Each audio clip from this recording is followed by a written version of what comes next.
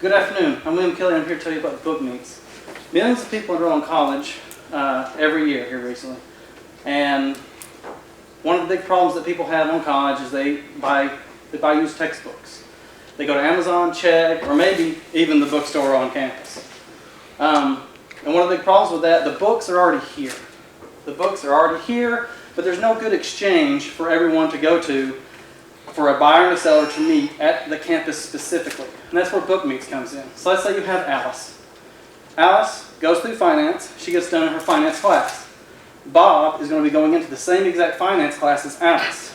But Alice has no good way to meet Bob. She doesn't really know Bob. It's a year behind, all that kind of stuff.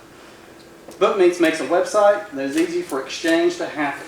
So Alice would go on there to the UTC specific website and go to finance, post her book.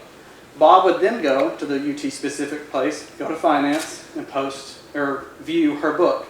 He meets up with Alice through an in-messaging system on the website. They meet here at the local place at the library because they're already coming here to begin with. This doesn't change anyone's behavior or anything like that. They get here, they meet, and Bob says, "Hey, how was Dr. Lobo's class? Was it pretty hard? Is there anything to watch out for?" This is an external benefit to being part of the BookMeets community. You come, you connect with that person, and then you can make the exchange. BookMeets.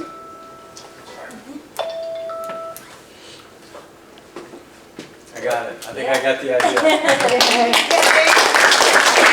I'm going to start first. Yes.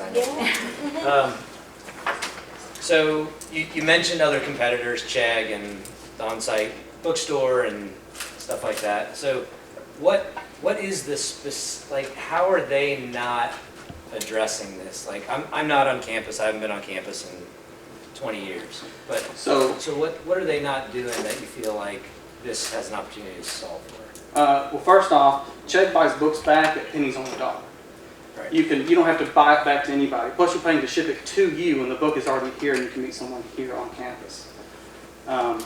Amazon has lots of third-party sellers. You're also paying for shipping there. Even if the shipping's free, it's built into the price. So if you get Prime, it's more than the ones that get there in 2 weeks. So there's currently no way to do what you're talking about doing on any campus? There's no direct competitor that I've found. The closest thing that exists are these Facebook posts, but at the end of every semester, if 1,000 people go to these Facebook things, it puts your thing all the way to the bottom. So there's nothing like what I'm presenting that I'm aware of.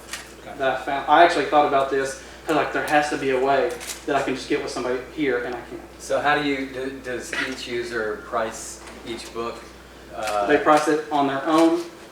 One thing I want to implement into the website later, after it was kind of established, is like this is the common price kind of thing, so people kind of know maybe what things are going for. Yeah. But that probably wouldn't be something I do up front. It would be something that came later as I built data. Okay, so it would just be an open marketplace to begin with. Right. Okay, so how do you make money? I would get from posts. You pay, like, let's say $1 to post. And that's how I get my revenues. Cool. I went down the thing of, maybe a percentage of what they sell it for, but this takes away, if they maybe trade a book, they might even trade a book, may not end up spending any money. So they just pay to post, and if a trade book happens, or if they use cash, whatever, I still get my revenue. Gotcha. Great job. I had Dr. Lobo's class, and it is extremely hard, so that stuck out to me. This was really interesting, and I'm wondering kind of like how you did your research. How many people did you talk to? A lot of students. Kind of what did that look like? I've talked to many students, and students like get it like right away. They're like, "That is a great idea." My problem was people that were not 18, 25. Yeah. So I'm 32. So people that are 32 who even went to college were like, "I just don't see it." So that was my biggest problem is people that may be interested in investing or something like that, or even guiding me somewhere. They didn't see it, but everybody I talked to that is in this 18, 25-year-old range, like they get it right away.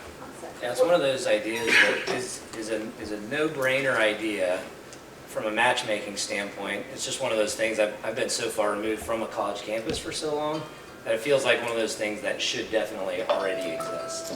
But sounds interesting. Thank you so much for your time. Appreciate it.